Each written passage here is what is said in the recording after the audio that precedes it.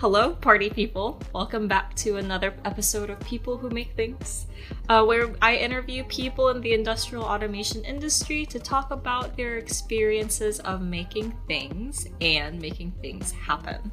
Today, I'm joined by one of my favorite people to talk to in general. When I think of people who make things happen, I think of her. A warm welcome to Madison Knowles, the Sales Engineering Operations Manager. Hi, Madison. Welcome. Hi. And thank you for coming on today to chat with me. Yeah, thanks for having me. You're one of my favorite people to talk to, too. Yay! But I'd like to say that you're someone that I aspire to be like when I grow up. I am an adult, but I think you're like adult plus adult pro edition. But I mean, what is your background and how did you get here? How did you become the team operations manager? I had a crisis of faith my senior year of college. I had thought originally that I wanted to go into med school and do physical therapy, or either go into dance. Those were kind of my two fields. I was thinking dance for a little bit and then go off to med school. And while I was in school, my sister was going through residency, and I saw what it was like. I thought, like kudos to people that can do this, but that kind of lifestyle is not for me. I wanted something that was more regular and kind of a regular 9 to 5 job. And so I have all these degrees that I don't use, and I decided to pivot last minute. And my mom said, just get an admin job at a company and see what you like and go back to school, get certifications, do things from there. And I ended up at IA, and I was really lucky when I kind of came into the company. I mean, it's doubled in size since when I started, which is crazy. I think I was like the 172nd or 173rd employee at the time. And so I hit the company at a time of really, really amazing growth. And I had really supportive managers that kind of helped foster what I liked and what I wanted to do. And so I kind of segued into the role that I'm at now. But yeah, it was just kind of a medley of happy circumstances that led to where I'm at. You do a lot as the coordinator for honestly everything that happens in sales engineering. And I feel like in the universe, like for example, you coordinate the day of for the challenge, the live challenge, where the 26, 27, all the integrators come together to do the challenge, but also leading up to the live Build-a-Thon. You work on that full time.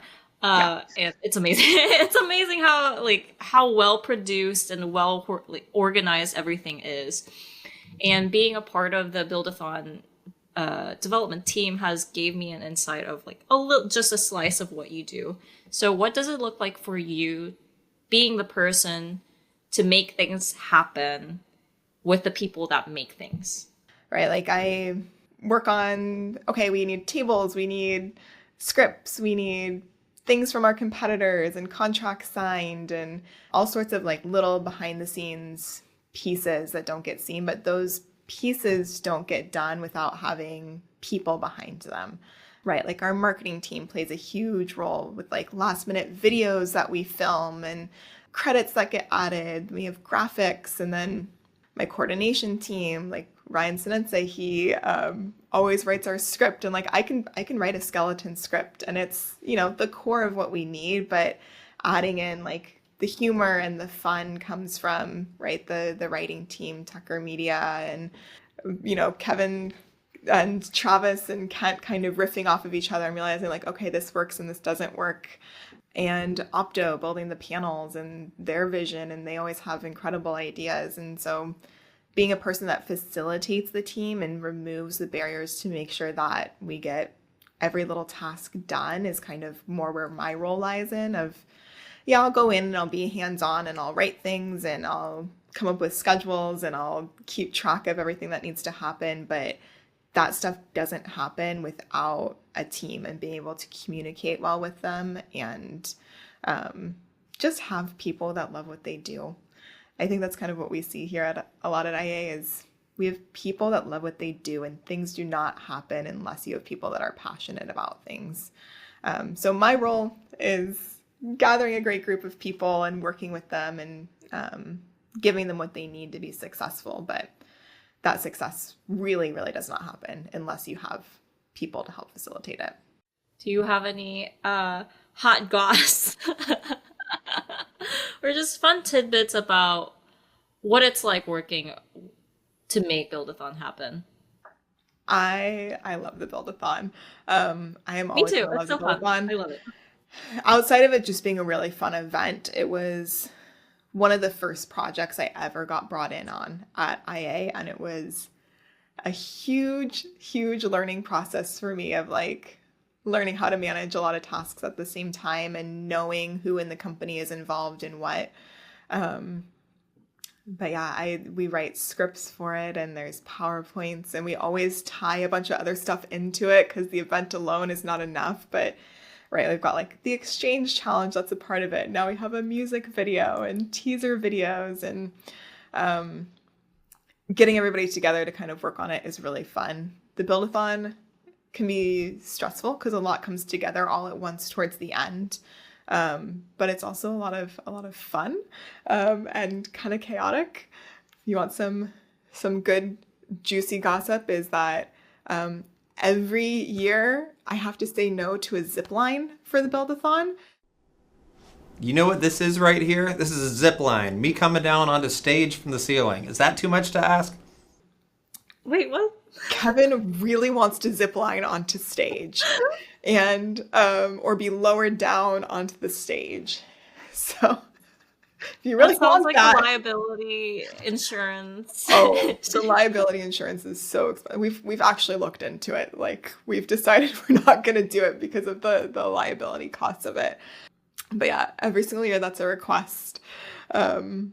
I get to submit the most ridiculous things to our finance team where I'm just sure that at this point they're convinced that I am insane, right? Like unicorn pool floaties for music videos and, costuming and things like that. So that's always really, really fun. We're like, I'm sure this is a work expense. I promise you, there's a reason. But yeah, I love the Build-a-Thon. It's always chaotic, and there's always like all of these crazy ideas, and we always tie some sort of launch or announcement to it. I remember the first year I did the Build-a-Thon was also my first like other project, which was the exchange. And I remember being backstage before we started the Build-a-Thon, and it was like 5 minutes before the Build-a-Thon, and our marketing team is like, where are you guys? You need to be on stage. And we were like furiously in a backstage room, like publishing all of the resources that Kevin and Travis needed for the final build, because like they had built stuff and they had published a lot of it, but like last minute they were like, oh, I need this chart, or oh, I need this like dial, and like if it's not on the exchange, then we can't use it in our build. And so we're like backstage, like they're uploading everything, and like I think it was I think Shay Johnson and Matthew Rayborn were also backstage with us. Like they were building things and putting them onto the exchange, and I'm like publish everything and trying to check and make sure that all of the descriptions are right and the tags are correct. And so we're like panic doing this last minute push, and then everybody like runs on stage, and then we like put on the Build-a-Thon as if nothing happened. Oh my gosh. So yeah, I'm the one that starts and ends the polls for voting. And I remember sitting backstage watching the poll, and it is like almost tied. And just like panicking because we didn't have a tiebreaker plan that year, because we'd never had a tie before, and we didn't think that was a possibility because the margins were always, so different. And that was our first year doing Integrators live on stage. And so we didn't really, think like, oh, there's going to be a tie. We need to have like tie break questions in order to break a tie between teams. And so I'm like, okay, like backstage, like, okay, here's what happens if we have a tie. Here's what we're going to do. And so like having this moment of like, oh, we didn't plan for this. So there's always something behind the scenes that we haven't planned for and that we have to figure out last minute. Now we have tie-break questions. We have a tie-break plan. Every year we learn something new and we do it a little bit better. But I think we've gotten it in the groove now. Like, it's always also a surprise for us too, the developers, for the live challenges. So like everything that goes into it, we also don't we're not expecting anything. oh, you guys are in for a treat. This stage has some cool things that we can do with it, like lighting wise and effects wise. Yeah, and Tucker Media, our production group that we work with, like they're super creative. And so this is not only the event that like the IA staff kind of get to like let their hair down and have fun with, but like also our production group too. And so they've got some really fun ideas that we'll be incorporating in. You guys are in for a treat this year. It's going to be fun. I'm sure you've worked with a lot of talented people who are also like you, who never really grew up, grew up, got a professional training in engineering, who ended up with a stroke of luck in this industrial automation field. And what are there any maybe like key people that you can think of that that you can also relate to in that regards, or are there any like lessons that you've learned working in this industry where it's like realizing, you know, you don't have to be an engineer to really make it successful in this industry or in this line of role, etc.? I think it's very rare for people to have their initial education and that leads to the role that they're currently in. And I think that message is incredibly important for younger people because a lot of times you go into high school or into college or a trade school thinking like, this is my life. If I make the wrong decision, I am stuck in this and I can't get out, and like, this is just where I'm at. And if you talk to pretty much anyone on our team, very few of them had a background that led them directly into engineering. They were computer science and thought they wanted to do networking, or they wanted to go into automotive and be working on, you know, motors. Like a lot of them do have engineering backgrounds, but not automation. If you talk to a lot of the non-technical staff, most of them wanted to do some sort of medical fields or writing. Very few people's backgrounds, I feel like, have started directly in like, I want to be an automation engineer. So yeah, I think it's just important to understand that it's okay to pivot and change and find different passions throughout. And right, like I look at Brad on our team who wanted to work in, you know, kind of like the automotive space, and his internship just like disappeared and he had to go back to school. Or Robert Graves on our team was an IT director, and then he came in through sales and did sales for a few years and then pivoted back and came into sales engineering and helps with a lot of our training. Or Rosanna, who was also doing pre-med stuff and then came in as a coordinator, realized she loved UI UX and started pivoting into that and learning how design works in the automation world. I think those stories are so much more common than we see. I think it's important for people to talk about it and for younger generations to understand that you might not know what you want initially, but that doesn't mean you're not going to find something that resonates. I also kind of think of it in the parallel of digital transformation in this industry.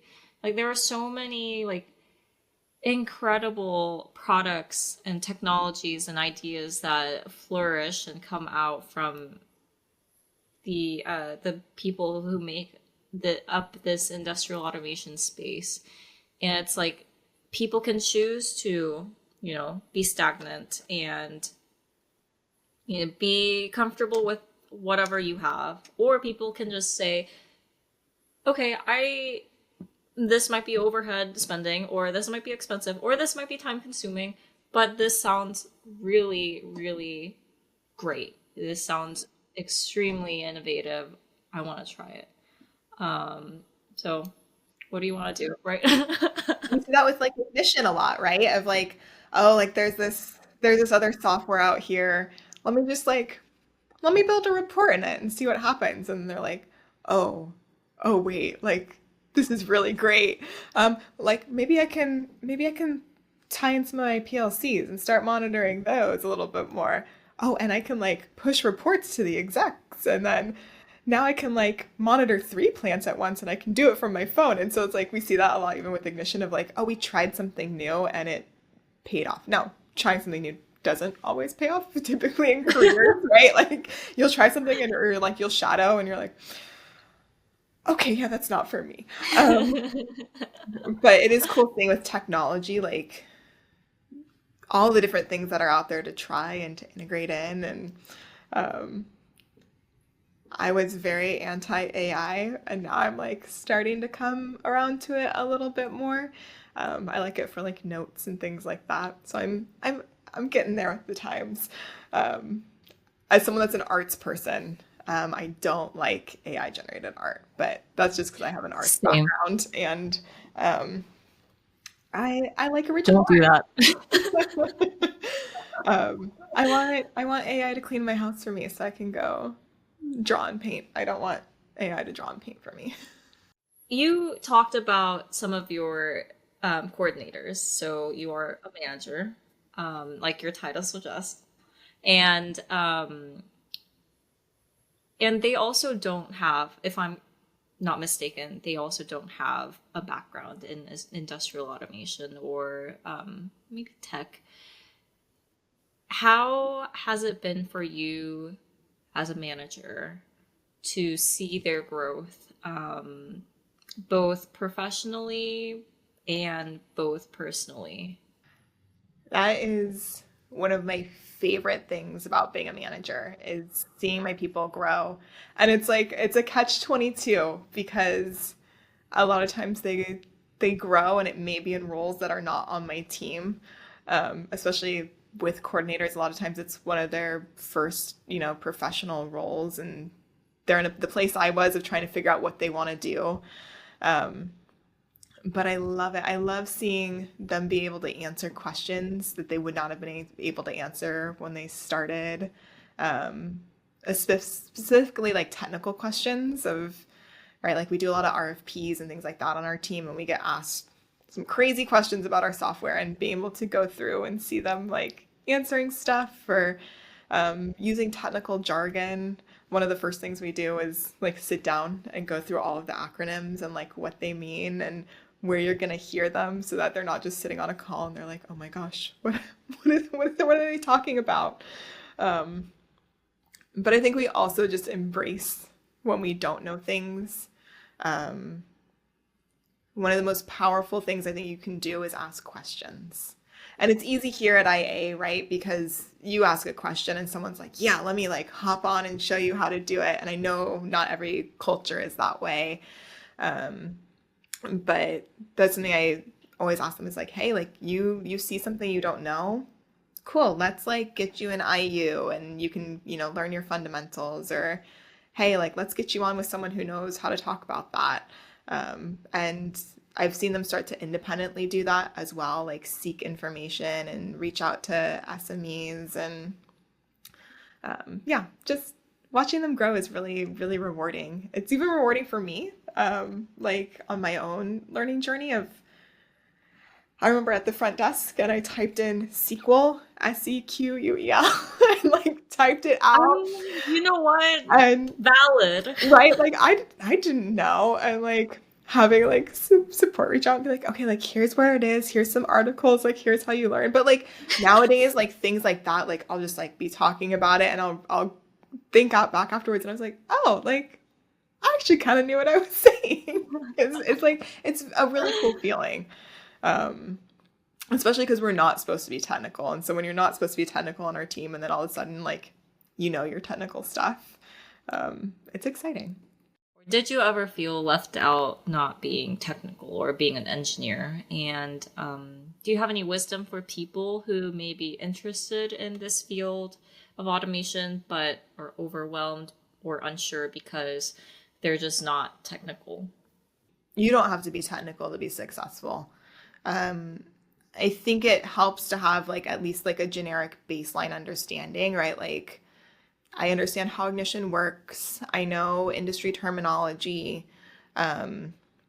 Right, like I have like a good baseline foundation, but if you ask me to do anything else in the designer other than just like connect to a simulated tag and drag a component, which is like the base level of our software, it's not going to happen. You don't want me sitting there and designing a project. Come on, Madison, build me a screen. I think it helps to have a good baseline level of knowledge, and you'll get that within the job, right? Like you're going to hear it every day, and you kind of just like get it through assimilation and some of your own research and learning. But that's everything that you would learn once you have the role. A big portion of being successful in a technical company when you are not technical is more of like knowledge of the company and knowledge of processes and being willing to be a people person. And right, you work with people on a personal level, not a technical level. Just poking a little bit at the like non-techie thing or whatever. How would you explain what you do and ignition to your friends and family? Oh man. I always say ignition helps people do things more efficiently.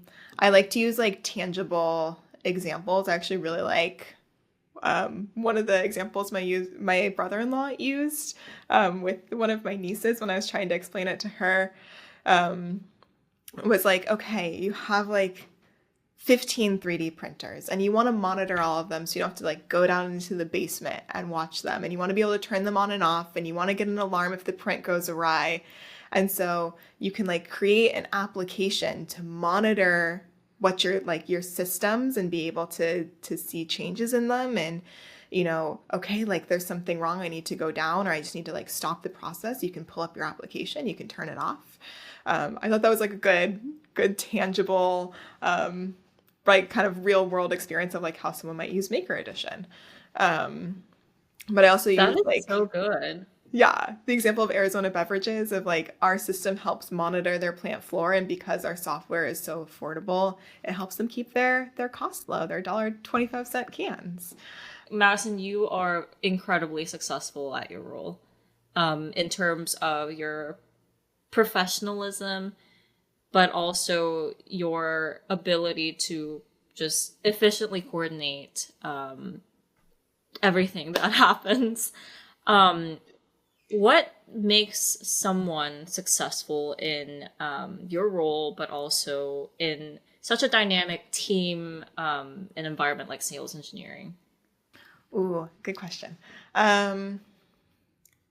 I think you have to enjoy thriving in a little bit of chaos. So the professional way of saying that is being able to handle a lot of tasks with competing priorities, if we want to put it into corporate jargon. But you have to enjoy being really organized and kind of knowing what's going on where. I probably should be better about using a tracking software, but like an old school, like pen and paper is just what works best for me.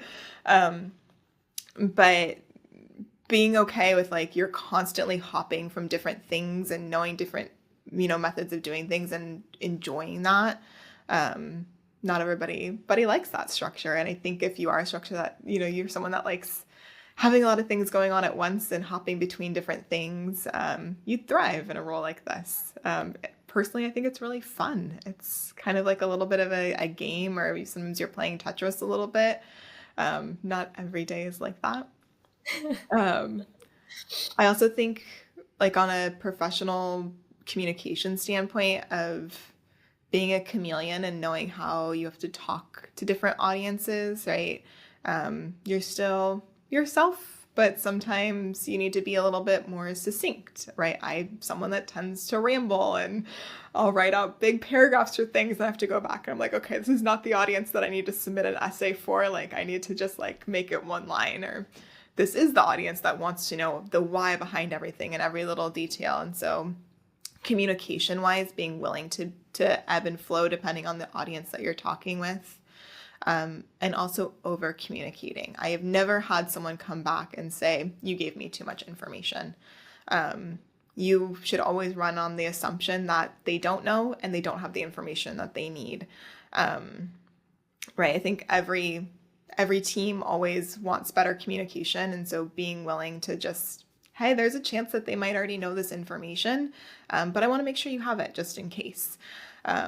So making sure people have the information that they need.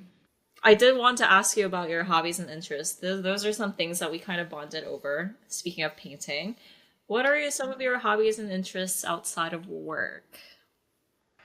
So I love knitting. I'm not great at it. I'm really good at making flat things like blankets.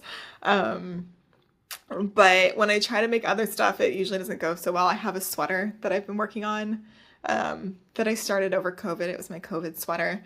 And I finished the front and the back, and I started on a sleeve, and then I stopped doing it. And I keep trying to restart the sleeve, and it's just not going well. I just need to frog it and unravel it and start over. Just frogging it? You ever heard that's the term for it? When you unravel knitting, it's called frogging. Because you're ripping it out. So you're ripping. So it sounds like ribbit. It's called frogging. So I really just need to unravel it, but it like hurts my soul to like undo all of that work. It's like me going into a project, like having a great screen done on Ignition and realizing I messed something up and it was not what I wanted. Yeah, you have to go back and you have to like build it back. Control Z. Well, I think we're at time, but I do have a last question for you. What is something that you've learned so far in your career that you want to impart to your child? To be bold. I am someone that likes being a little bit behind the scenes, which is why I'm trying to do more things like this. And that always trying to goes with the flow, right? And like I don't tend to be very outspoken. And I've been changing that in the past couple of years. And being a lot more bold and sharing what I think and realizing that my voice matters and my ideas matter. And yeah, just to ask for what you want. You know, how I became a sales engineering coordinator, I wrote up my job description. And in the other comments on my annual review, I put a job description and a training plan to be a project coordinator. And that's how that role came to be, right? And I don't think I would be in the place that I am at if I hadn't been bold and went for what I wanted and was willing to take up space and, share my opinions and my thoughts and go for what I want and really kind of strive for things. Oh, that was really sweet. Oh, be bold, Charlotte. Yeah, be bold. Well, Madison, thank you so much for hopping on today and being bold to talk to me and chat with me today to make this thing happen. It's been just a treat and a joy to work with you for the past 2 years that I've been here, but it's been more of a joy to get to know you as a person. So thank you. Thank you, Christine. Thanks for having me, and it's been great getting to know you more too.